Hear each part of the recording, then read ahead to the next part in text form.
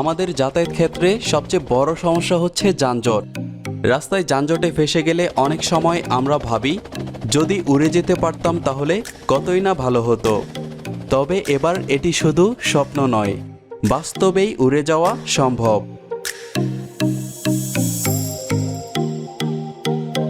চীনের INVANSON company এবং দুবাইয়ের সড়ক ও পরিবহন কর্তৃপক্ষ যৌথ উদ্যোগে পৃথিবীতে প্রথমবারের মতো তৈরি করা হলো যাত্রীবাহী ড্রোন।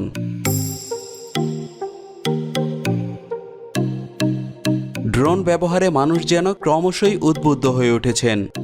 এবার এমন একটি ড্রোন তৈরি করা হয়েছে যেটি মানুষসহ আকাশে উঠতে সক্ষম।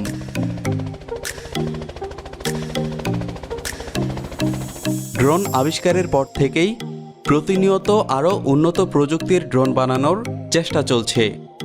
ভিডিও এবং ছবি তোলা থেকে শুরু করে ক্ষেপণাস্ত্র নিক্ষেপ এবং আরও নানা কাজে ব্যবহৃত হচ্ছে ড্রোন।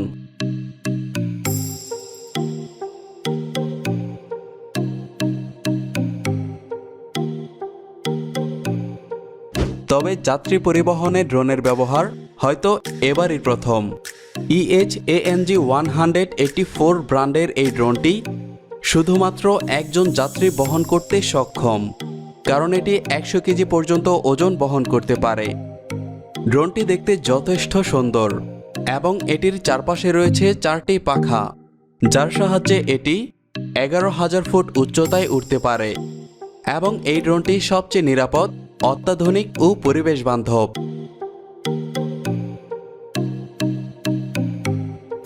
ইলেকট্রিক শক্তিতে উড়তে পারা এই ড্রোনটি মাত্র 2 ঘন্টা লাগে পুরোপুরি চার্জ হতে। ড্রোনটির সামনে রয়েছে একজন বসার সিট এবং পেছনে রয়েছে ছোট্ট একটি ব্যাগ রাখার জায়গা। গাড়ির মতোই রয়েছে ব্রেকিং সিস্টেম, গিয়ার এবং একটি মনিটর, যার মাধ্যমে ড্রোনটিকে কন্ট্রোল করা হয়। সেই সাথে শীততাপ নিয়ন্ত্রিত এসির ব্যবস্থা তো আছেই।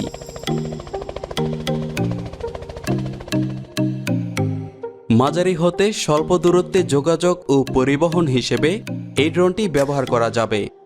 যদি বাসা থেকে আপনার অফিসের দূরত্ব অনেক বেশি না হয়, তাহলে এই ড্রোনটি ব্যবহার করে অফিসে যাতায়াত করা সম্ভব, কারণ এটি 23 মিনিট পর্যন্ত আকাশে উঠতে সক্ষম।